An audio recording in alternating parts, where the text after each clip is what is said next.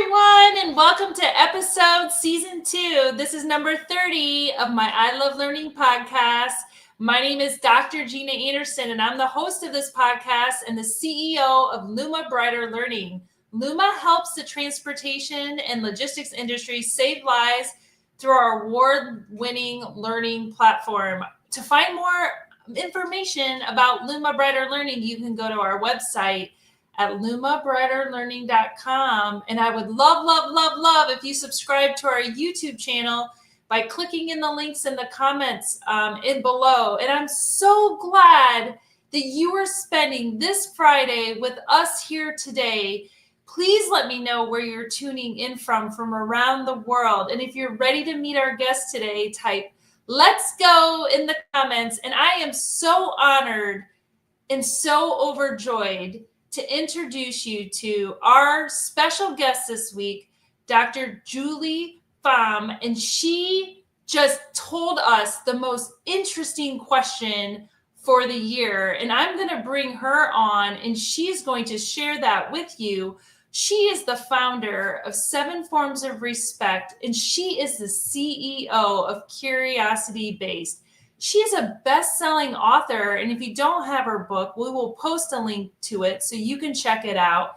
She's a TEDx speaker, and more than anything, I appreciate her because she is an award-winning community leader.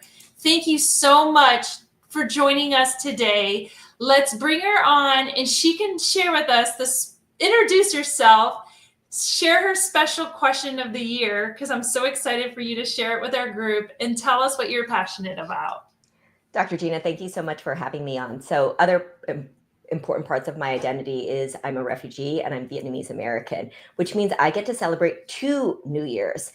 There is the New Year that's January 1st, and then there is the Lunar New Year. And so this Lunar New Year, the astrological sign is the year of the snake. And that means that it has this image of what are we shedding? So my favorite question to ask this year is, what are we shedding so that we can start this process of renewal? Wow. You know, I don't know if you're watching and you put into the comments, what are you shedding this year? That's an interesting question. How would you answer that question this year? What are you shedding? I'm shedding insecurities. I love that. You're shedding insecurities. Yeah. Wow. Someone like you insecurities and some disappointments too. So okay. See, that's surprising to me. Like, if you're a CEO, it'd be interesting to hear that you have insecurities that you're shedding.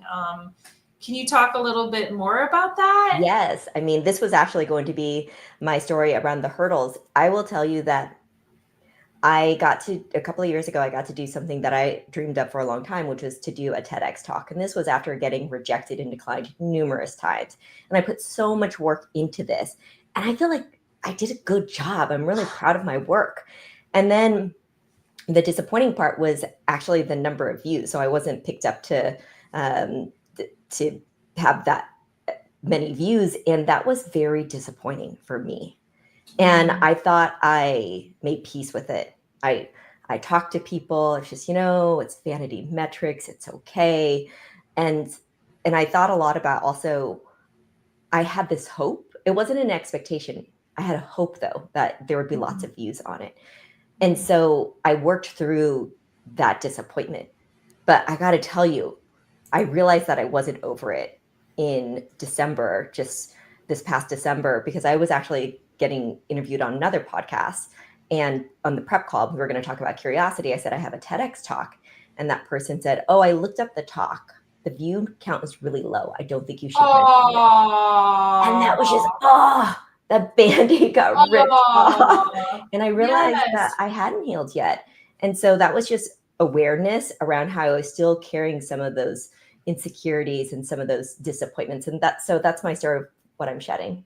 That is excellent. Well, first of all, I am sorry that happened to you, because you are beautiful inside and out, and all of the work you do and that I see on social media in your book really do move people forward and help them. So when somebody says something to you like that, that sets you back, it's so important, right? To continue to tell yourself that you are worth it. You do matter. Those things that people say to you, you have to somehow let it go. And so how do you continue to move forward towards your passion, even though there's these hurdles and roadblocks that stand in your way? And Dr. Gina, I got to tell you, I wasn't upset at the person. I mean, Mm-hmm. he was just being honest. He was a stranger. He didn't owe me anything. He was thinking what I bet other people think as well. I actually appreciated that. Mm-hmm. And what it helped me understand, though, was, yeah, I was disappointed because I wanted something. It's okay to want something. It's okay to hope for something. I think sometimes what happens when we get disappointed is people feel, oh, well, I shouldn't hope so much next time. And I didn't want to go there. I didn't want to say, oh, well, that means I should just lower my expectations, or I shouldn't have hopes. It was more of recognizing, yeah, I wanted something. It was beyond my control. The things that I did have control over, I worked really hard, believed the talk was a great talk. And that's what I had control over. I don't have control over how many people end up watching it. So that's one of the ways that I continue to persevere and to overcome hurdles, is to remind myself that what were the things I have control over and the things that I don't have control over.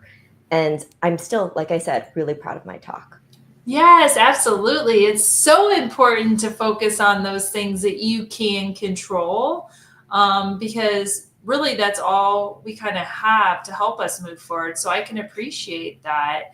What do you think inspires you daily to be happy, and to help you continue to move forward towards? And I know you work on curiosity, and that sort of genre of information, but what inspires you to keep moving forward to be happy? So I'd say two things, and they're basically people. It's my colleagues and my friends. And so I go on a lot of what I call co-walking phone calls, where I just walk while I talk to someone on the phone. And I'm really blessed to have a lot of different friends with interesting stories. And I feel constantly inspired to hear what's going on in their lives, and that they're willing to share that with me too. And not just the the good stuff. Actually, we really get in and we talk about our hopes and we talk about our disappointments. So that constantly inspires me. And then there's my team. I have a small team at CuriosityBased. I feel so lucky that they're on this ride with me, that they believe in this work that we're doing to help people practice curiosity in the world, starting in the workplace, because that's where we spend most of our waking hours. I I feel, yes, just so blessed. So those are the things on a daily basis. I feel grateful and inspired.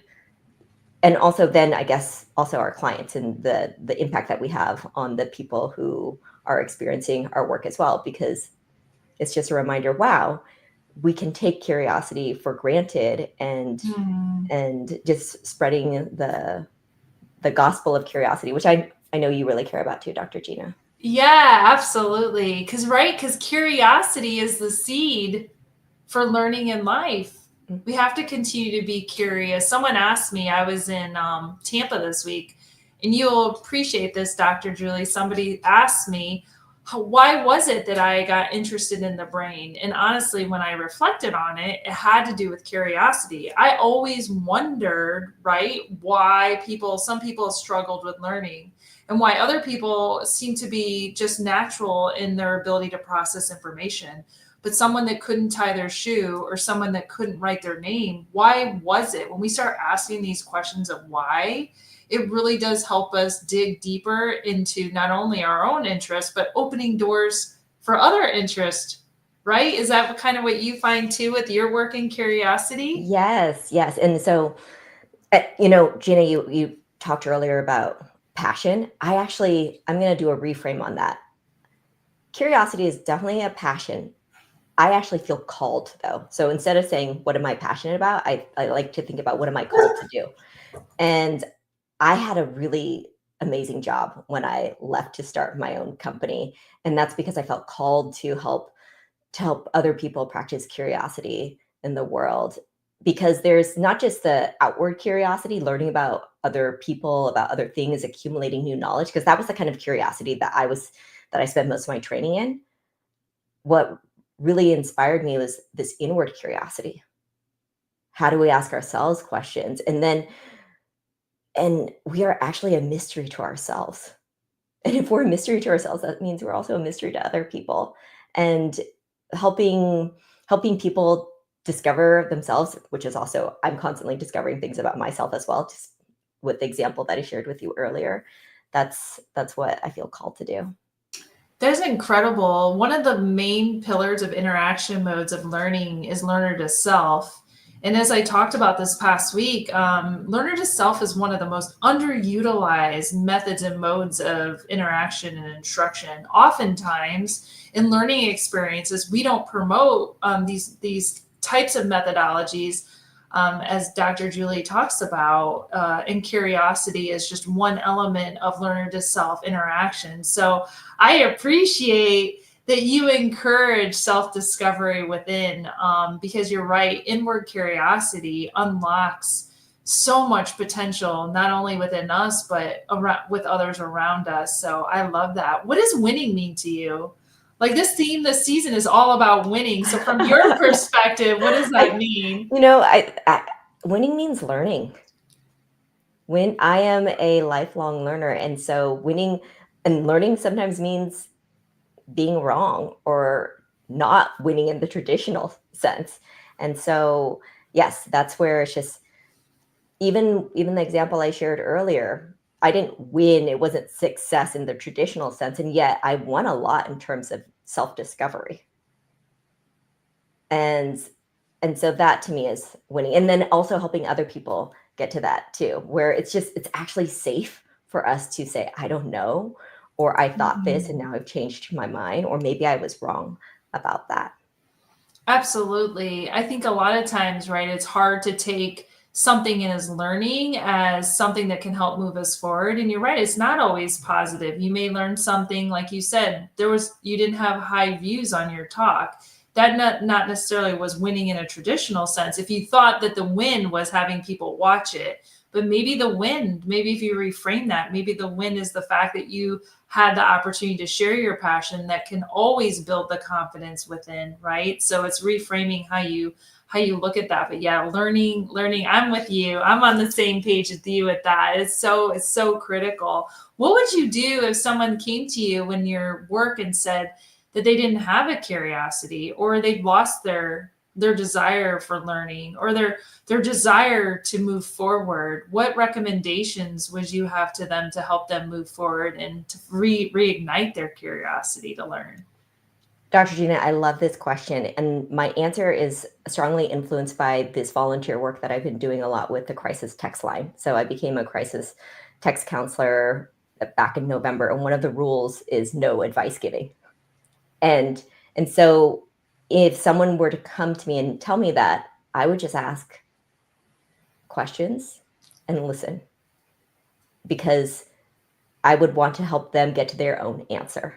So instead of saying, hey, this is what you do, you can do this, this, and this, it's just, well, actually believing that people have their own answers and they just need to have someone listen to them and know that it's safe for them to say out loud. Interesting. I really like that, because a lot of times we're quick to offer advice when we really need to pause and listen. Listening is such an important skill to have, to be able to listen and to let people discover their own answers. That's really powerful. I can appreciate that. It's been so amazing just with that mindset. Julie, you cannot give advice. You cannot give advice. And then the way the conversations will evolve, and then they get to it on their own. It may take a couple of hours, but they get to it on their own. And there's such a sense of them feeling, this is mine. So I don't need to give people the answers. I often like to think about, instead of trying to solve problems, to also pause and say, what's this problem teaching me?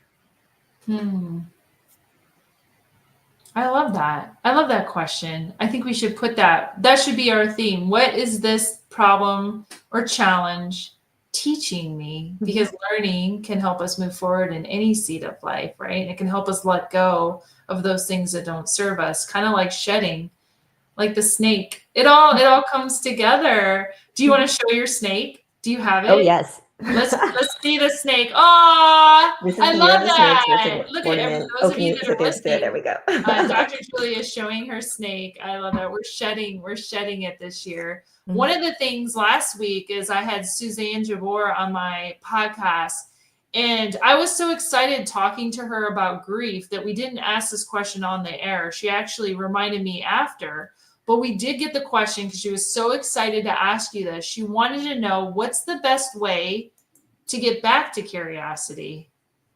So to think of, I have to explain actually, I think of curiosity as a practice.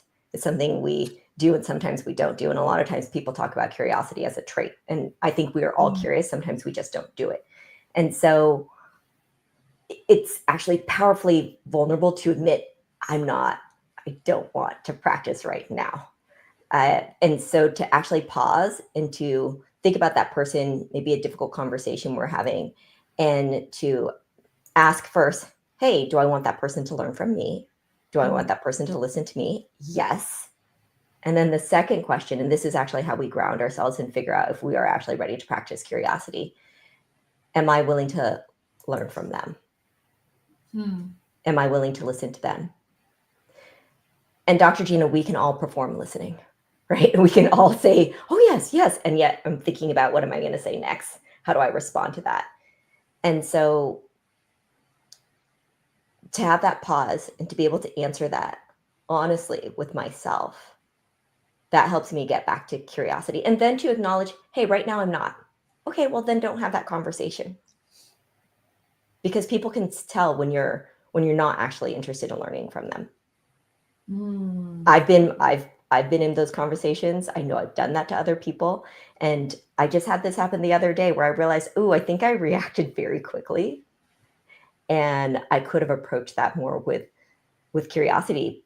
And I reacted the way I did because I was feeling stressed. I was being asked to make a last minute change and I didn't like it.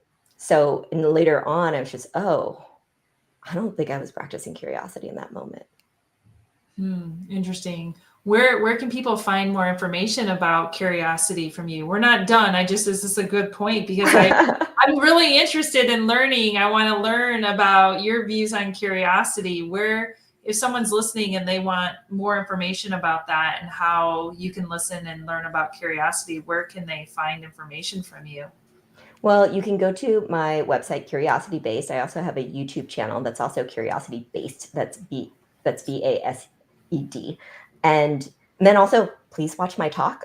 So please watch my TEDx talk, which is called Curiosity as a Practice. And I'll even tell you there, Dr. Gina, that the story that I share in the talk came about that actually helped me understand that curiosity is a practice, because I was having an experience where I felt publicly humiliated. And the person who I was interacting with, it was clear that we were both curious people and we were not able to listen to one another. And that's when I then discovered that curiosity is a practice. That's beautiful. Thank you for sharing that. I think it's really important for people to know that you have a lot of courage for sharing that, because that's not easy. And, anchoring and grounding and having humility in that moment is so incredibly powerful. And so you're powerful and you continue to soar and you're just such a bright light. So thank you for sharing that so much. Next week, we have John Golden on my podcast. Now, John, he really focuses on sales. He also works specifically with a pipeline in a CRM. And so he's really passionate about it. And so I'm really interested in digging in with him. What's the cross section between mental health, sales, I can imagine, right? What should we ask him, Dr. Julie? What do you think we should ask him next week? So since he is since he's got this tool, the CRM, that helps support people through that sales process, a lot of times sales is about hearing no. So I want to know, what pep talk does he give himself? How does he steel himself against the inevitable no? Because we have to hear a lot of no's before we hear yes. So my question is, how do you prepare to hear that potential no? Yeah, I like that question. Let's ask him that. I hope he's ready. I hope he's listening. If not, we'll give it to him beforehand. But I'm so excited to see that. Dr. Julie, leave us today with some lasting advice or words to help us move forward for the week coming ahead. And I know you gave us some information about where we can find your YouTube and you, but if there's any other links you want to share, definitely send us away today on a bright note. Just lasting advice. Just practice curiosity, and practice curiosity with the people around you in your own lives. In your own life, just ask them questions. There's so much richness just with the people who are in our life.